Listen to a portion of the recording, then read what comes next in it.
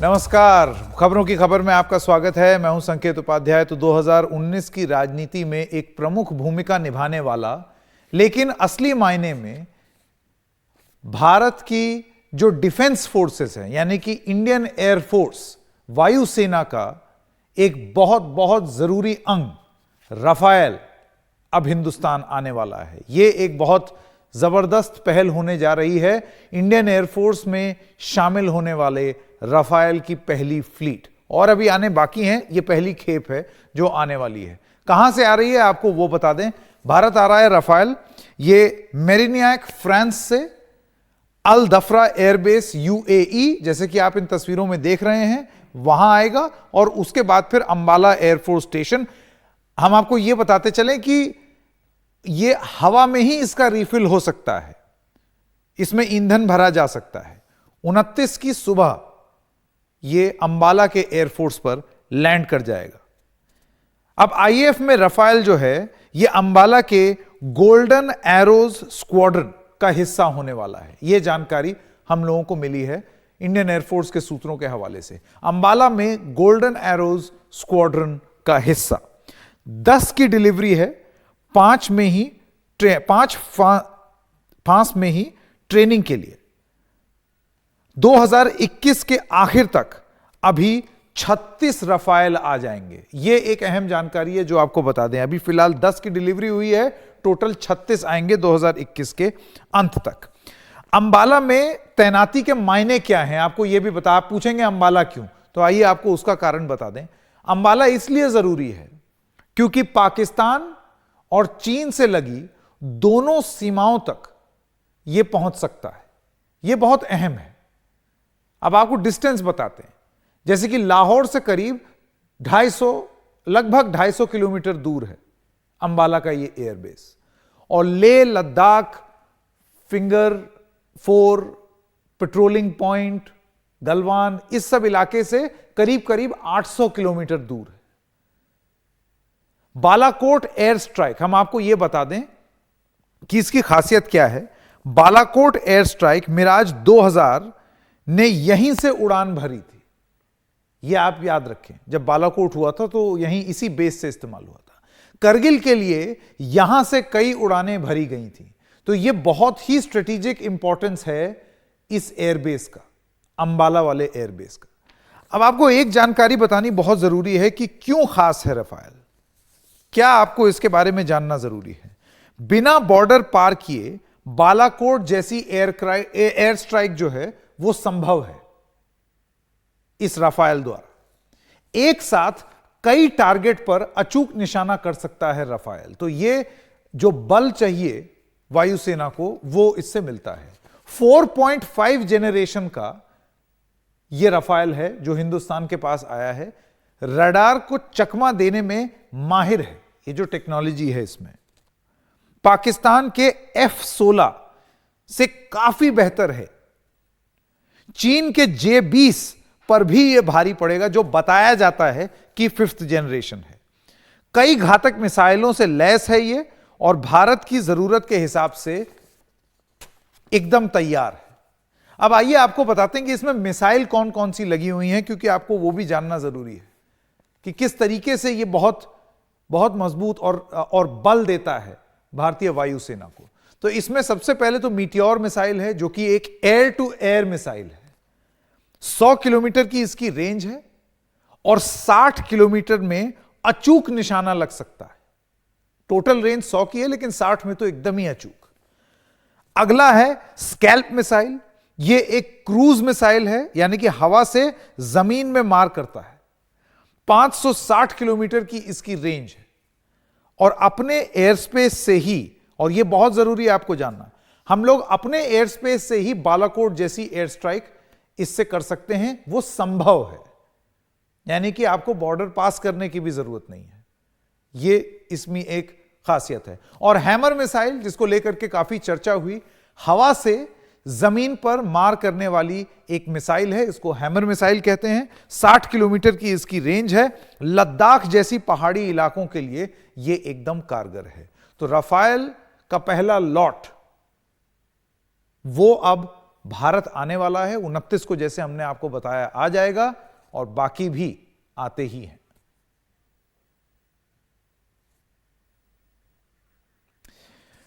आइए तो अब आपको अपने मेहमानों के पास लेकर के चलते हैं। मैं स्वागत करना चाहता हूं एयर चीफ मार्शल अरूप राहा, former chief of air staff, जो अब हमारे साथ जुड़ गए हैं, और एयर मार्शल पीएस अहलूवालिया, अब सिक्योरिटी एनालिस्ट भी हैं।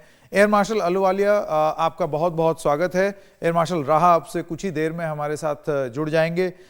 मैं एयर मार्शल अहलूवालिया आपसे यह जानना चाहता हूं कि ये कितनी बड़ी उपलब्धि है।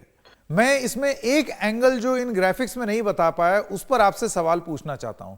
आखिरी इस किस्म का लड़ाकू विमान कब आया था इंडियन एयरफोर्स में? तो उस लिहाज से अगर देखा जाए तो क्या ये एक बहुत बड़ी उपलब्धि नहीं है?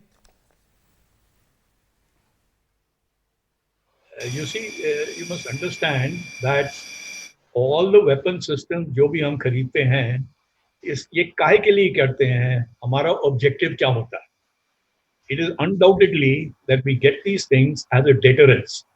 Deterrence का मतलब ये है कि हमको capability प्राप्त करते हैं ताकि कोई भी हमारा दुश्मन हो, वो कोई misadventure हमारे साथ ना करे. It is to avoid conflicts, not to go into conflicts. So that's the first thing we must understand.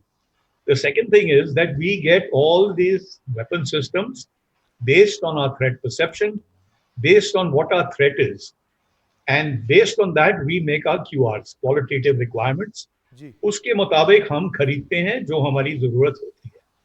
अब ये जो हवाई जहाज है राफेल, ये बहुत माना गया है, जैसे कि आपने बताया कि 4.5 generation, which means कि दुनिया में ऐसा हवाई जहाज सबसे latest state of the art, उनके बीच में ये हवाई जहाज आएगा। मैं एयर मार्शल अहलूवालिया, अगर आप मुझे इजाजत दें, मैं अभी आपके पास वापस आता हूं, आप अपनी बात खत्म कर लेंगे। एयर चीफ मार्शल अरूप राहा अब हमारे साथ फोन पर जुड़ गए हैं। एयर चीफ मार्शल, आपका बहुत बहुत स्वागत है एनडीटीवी इंडिया में। मैं आपसे जानना चाहता हूं, देखिए एक रिपोर्ट आई थी कुछ सालों पहले सुभाष भामरे समिति की, जो ये बताती थी कि डिफेंस प्रोक्योरमेंट में हम लोग बहुत ज्यादा समय लेते हैं। आपको लगता है कि आज उस दृष्टिकोण से अगर देखा जाए तो हम लोगों के लिए ये एक बहुत बड़ी उपलब्धि है कि हमने जल्दी ये सारी प्रक्रिया पार करके और उसके बाद एक पहला लॉट इंडक्ट भी करने जा रहे हैं? Yes, thank you for inviting me on this platform. जी sir. The induction of Rafale definitely is, which is a 4+ generation fighter aircraft, French origin, as Air Marshal Ahluwalia was mentioning. Actually, it's a very momentous occasion, not only for the Indian Air Force, but for entire India and the Indian Armed Forces. So you mentioned about the procurement process. Unfortunately, in our country, procurement process is very slow, very laborious, very bureaucratic process, and it is not outcome oriented. If you want something today, you have to work 20 years from backwards, then only you can get it today. And then to operationalize that aircraft, it takes 4 to 5 years. So our process has to be hasten, it has to be quicker. We have to change the processes. We are interested in the outcome and not the process. So that is one big area. And even if we have 36 fighter aircraft, 4+ generation of the Rafale kind, it is not good enough. It is giving you some capability in terms of quality, but you also require quantity. So getting 36 out of 126 MMRCA aircraft that was envisaged through the MMRCA program, actually it is not adequate. I think we should have got the entire amount. Also transfer of technology so that we could make use of the knowledge that you gain through this transfer of technology for future development of AMCA, advanced medium range aircraft, etc. Indigenous production. We have to be self-reliant. So we have to work on these aspects as well. But definitely, Rafale induction is a huge gain for Indian Armed Forces, which is Indian Air Force, in terms of tremendous operational capability it gives, especially in the current context when things are getting very hot in the northern borders, in Leh Ladakh sector, etc. So that way it is very important. that we induct such aircraft more in numbers than have too many inventories when ठीक it is very difficult to sustain, maintain, train, operationalize जी, many आप- types of aircraft. जी So Rafale is a very good aircraft. It is perhaps the best aircraft in the बिल्कुल। region in terms of its air combat capability बिल्कुल। as well as air to ground attack capability. बिल्कुल। Air chief marshal अरूप राहा, आपका बहुत बहुत धन्यवाद NDTV India से बात करने के लिए। मैं एयर मार्शल अहलुवालिया अब आपके पास वापस आना चाहता हूं। सबसे पहले क्षमा कि आपको मैंने बीच में टोक दिया, आप अपनी बात खत्म कर लें।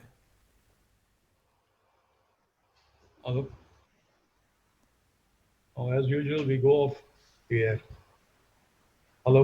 जी एयर मार्शल अहलुवालिया, आप मेरी बात आवाज सुन पा रहे हैं? मैं आपकी आवाज सुन पा रहा हूं। जी जी, मैं सबसे पहले माफी मांगूंगा, वो एयर चीफ मार्शल अरूप राहा का फोनो आ गया था, इस वजह से उन पे मैं चला गया। आप अपनी बात खत्म कर लें सर। हाँ जी, तो मैं जैसे आपको बता रहा था कि basically air power has the best deterrence capability. Deterrence का क्या मतलब है? मकसद है कि हमारे पास कैपेबिलिटी होनी चाहिए ताकि हम कॉन्फ्लिक्ट, जितने भी कॉन्फ्लिक्ट्स आएंगे, हम उनको अवॉइड करें। हम ये खरीद नहीं रहे कॉन्फ्लिक्ट्स में जाने के लिए। तो ये जो कैपेबिलिटी हम हासिल कर रहे हैं, ये दुनिया में सबसे अहम रखता है, सबसे बेस्ट क्वालिटी है, जो टेक्नोलॉजी है जो हमारे पास आ रही है। What can we do with this? I'll go straight. I know the time will always be short, so I'll go straight to the point. What it is doing for us today is, by virtue of the fact that it has these kind of missiles which can see beyond visual range, and it can hit an enemy aircraft much before the enemy aircraft can even see you. It has a radar that can see, about 300 or 400 kilometers, which no other radar in the world, airborne radar, can do. Coupled with that, you've got a beautiful, you can say, weapon systems. You have 14 stations, so you can carry up to 10,000 kgs of power. And compare this with the MiG-21, where you will have to buy 10 MiG-21s equivalent to one Rafale. Leave that apart. Today, with the capability that you have in terms of the platform, in terms of the avionics, in terms of the nav attack system, and couple it and integrate it with the weapons that you have. You can use the Scalp missile, fire it, shall we say, above Leh. It will find its target by even climbing through the Himalayan range of 20,000 feet plus. It will go through that, duck into the valleys, the terrain that you have selected, the path that you have selected, and it can go and hit a target literally like a cruise missile. And nobody will be able to pick it up, nobody will be able to see it. So the Chinese, I think, would be a very worried lot, notwithstanding the JF-20 that they've air got. Marshal Ahluwalia, आपको लगता है कि चीन के संदर्भ में आज चीन थोड़ा सा नर्वस होगा इस इंडक्शन को देख करके? बिल्कुल नर्वस होगा। जैसे कि आज भी कोई चैनल्स में बता रहे थे कि उनके पास JF-20 is still on the drawing boards. It has not even been productionalized and into operational service. So there's a lot of hoo-ha about it कि भाई ये ऐसी चीज है जो और किसी के पास नहीं है, ये सब बलोनी है, उसको बहुत टाइम लगेगा। इन द मीन टाइम हमारे पास ये ऐसा एयर पावर है कि जितने भी सरफेस फोर्सेस हैं उनको ये हैंड टू हैंड कॉम्बैट करने की जरूरत नहीं पड़ेगी। और ये जरूर चीन का फैक्टर होगा अगर उनने हमारे साथ कोई मिसएडवेंचर किया है। हमारा एयर पावर एक्सक्यूज मी, हमारा एयर पावर उनसे बहुत सुपीरियर है। और not only superior, application of the technology that we have in terms of the pilots, in terms of the technicians, in terms of the overall situation is much better. So the combat potential is what we should be looking at. And with the induction of the Rafale, the combat potential of the Indian military, specifically the Indian Air Force and Indian air power, will be far superior. And I think the Chinese will have to be very, very concerned and worried, excuse me, so that they do not take a wrong step and escalate. So it will help to de-escalate the process. It will help to stop climbing the ladder into a conflict. चीन के संदर्भ में अक्सर ये चीज कही जाती है, बहुत बहुत शुक्रिया एयर मार्शल अहलुवालिया। चीन के संदर्भ में ये कहा जाता है कि वो हमेशा ताकत को इज्जत देते हैं, स्ट्रेंथ की रिस्पेक्ट करते हैं। तो क्या आज राफेल के इस इंडक्शन को हिंदुस्तान की ताकत की तरह देखेगा चीन? ये एक बड़ा सवाल है। और दूसरी चीज, जैसे एयर मार्शल अहलूवालिया कह रहे थे, ये डेटरेंस है, लड़ाई में ना जाने के लिए लिया जा रहा है, ये इसका उद्देश्य है। एक छोटे से ब्रेक के लिए रुक रहे हैं, अभी हाजिर होते हैं।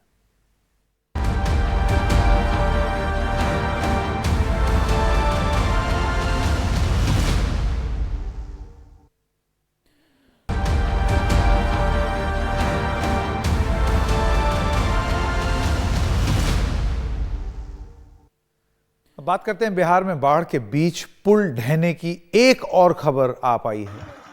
इस बार बिहार के पूर्वी चंपारण जिले में मोतिहारी में सोमदेवी नदी पर बना एक पुल बीच से टूटकर नदी में समा गया। नेशनल हाईवे 28 पर बना यह पुल बाढ़ के पानी का दबाव नहीं झेल पाया।